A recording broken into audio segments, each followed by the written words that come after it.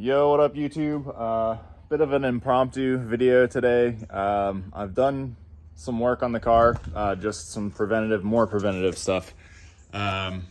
Yesterday, dropped my transmission. Just, just to look at the clutch and, double check that everything's good with it. Last season, it did have like kind of a grinding noise coming off track. And I was hoping there would be something like obviously wrong with the throwout bearing or something, but it looks pretty good. I took the fork assembly off, like I re-greased everything.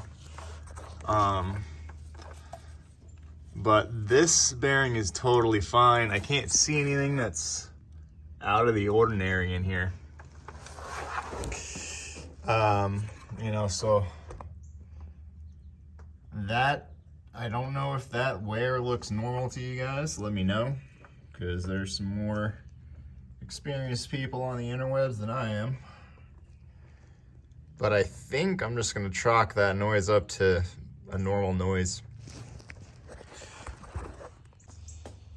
So on another note, while dropping my transmission, I took out my trans mount, of course, and look at this. Look at that.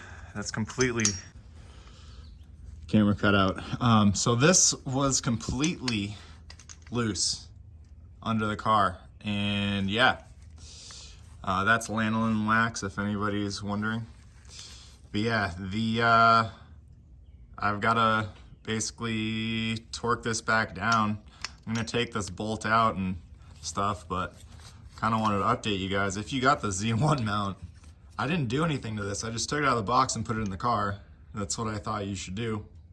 And I mean, this has only been through like 6 drift days, and it's already completely like not functioning. So there's nothing wrong with this. I just got to tighten it back together. But yeah, not good. Figure you guys should probably go and check your transmission mounts if you have this one. Just make sure that this bolt didn't back out on you. So I'm gonna take this out, and basically, it's completely loose. Look at that, it's nuts. Okay, I don't know if this one got any thread lock on it when they assembled it. So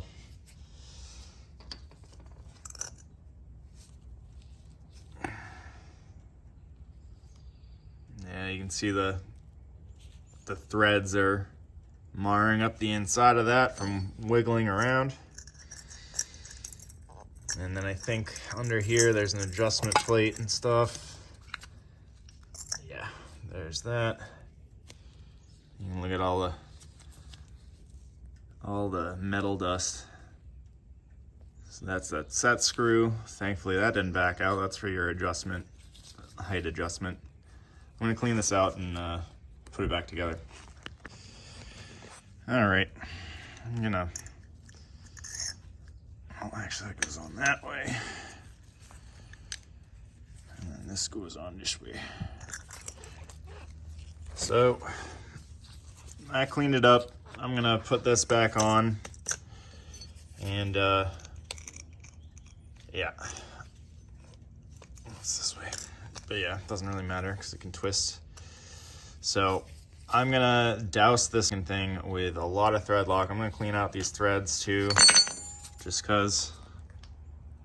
But yeah, that's kind of funny. I dropped my transmission and just to see if there's noise, and I find that a little surprise, which I guess if I didn't do my transmission, I wouldn't have found out. So I'm kind of happy about that. But yeah, I was just inspecting the clutch and the flywheel. I just wanted to see like if everything was good, and sorry about the light, we're good. So I guess just gonna put this back. I've done this so many times, transmission, so it takes me like an hour to get it out, but not too bad. Drift life stuff. Yeah, and I mean, whenever you guys do this kind of stuff, or whenever I do this kind of stuff, I like to put all my bolts in a cardboard box or something, you know, so I know where all the bolts go and stuff. They're all the same bolts. Like, all of these are all the same, and these 4 are the same. These 2 are for your starter. Still, I like to put them back where, out of the same hole I put them in. I don't know, maybe that's weird, but yeah, pretty close to getting this thing back on the road. Just gotta get the transmission back in, fix that mount, and get the bumper back on, get the headlights back in. I did refresh those headlights. I'm not sure if that video is going to come out before this one, but yeah. All right, so I got those threads cleaned up and gonna definitely be using a liberal amount of thread lock on this so it doesn't come apart.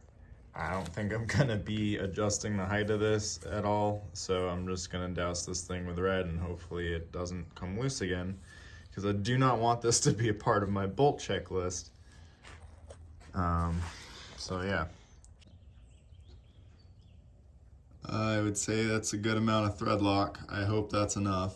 But yeah, that should be good. And the manual says 80 inch-pounds. So I grabbed this Cobalt torque wrench from Lowe's the other day. It's pretty freaking sweet, just for inch-pounds, 1/4 inch.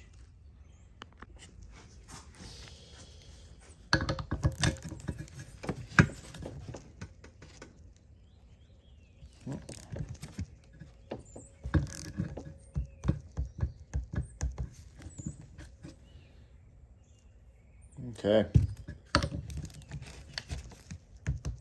Okay.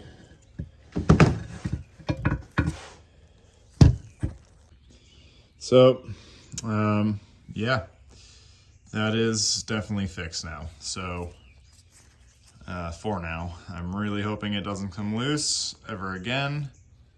Might, I don't know. I don't think I can fit anything up there, but yeah. Just gonna put this back in the car. If you guys want a good how-to video on how to remove this, I already got one on my channel.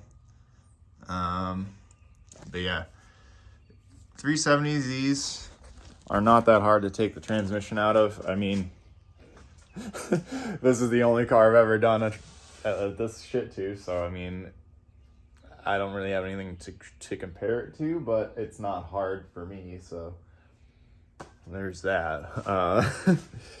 But yeah, one other thing, figure I'll update you guys with the ISR exhaust. In order to get mine to fit over like the GK Tech diff brace, I have bashed this in. That's something I definitely didn't cover or have not covered in any of my videos. Also with the ISR exhaust, with how my shit's you know, you'd think my car wouldn't bottom out, but it do. It's low enough to do that. I've had people say, how do you do that on stock ride height? And I'm like, dude, my car is lowered an inch, and you can't tell because I use low profile tires because they're cheap. Z's have really big wheel arches, unfortunately. So, yeah. I'd rather have a car that functions, you know, so. But yeah, we're about to get this stuff all put back in the car. After that, the drift prep is done for for 2023, I believe. So the car's definitely refreshed, and you know, definitely ready. So other than not, you know, I got to put it back together, but definitely excited to see how the car performs this season. There's a lot of changes to the cooling, so I'm hoping that definitely Definitely helps with the bigger radiator and the coolant swirl pot back there. Thinking we should have a little bit lower temps. I haven't messed with the fans at all yet. That's something that I would like to do, is maybe get these fans to run at all times instead of just turning on at, I think they turn on at 180.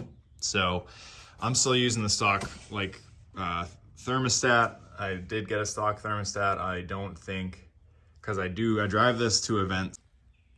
Anyway, sorry, I hit the button. So I drive this to events, and I need this car to be able to drive to events and to be able to warm up, you know, quickly. So that is why I want to have the thermostat in. But yeah, we are gonna basically get this car together, and I think that's it for drift prep. Don't know if this is gonna be its own video or what, but yeah. If you guys enjoyed the video, please comment, rate, or subscribe. I will catch you in the next one. Peace out.